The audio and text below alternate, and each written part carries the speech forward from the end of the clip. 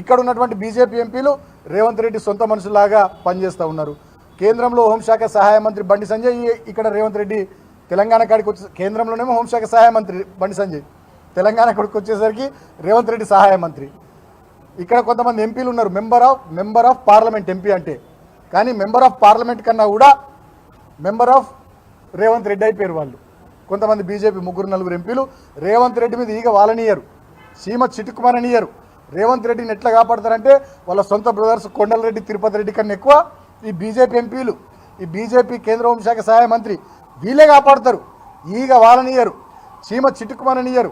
రేవంత్ రెడ్డికి ఏదైనా ఆపద వస్తుందంటే ఇట్లా షీల్డ్ లాగా సొంత అన్నదమ్ములు కొండలరెడ్డి, తిరుపతి రెడ్డి కన్నా ఎక్కువ బీజేపీ ఎంపీలు, బీజేపీ మంత్రులు వస్తున్నారు. సో దాన్ని బట్టి వాళ్ళే బ్రదర్సు. ఇప్పుడు మేము అనడం కాదు కదా, రేవంత్ రెడ్డి ఏమన్నాడు, బడే బాయ్ అన్నాడు. నిన్న కూడా ప్రెస్ మీట్లో బడే బాయ్ అంటే తప్పేందన్నాడు.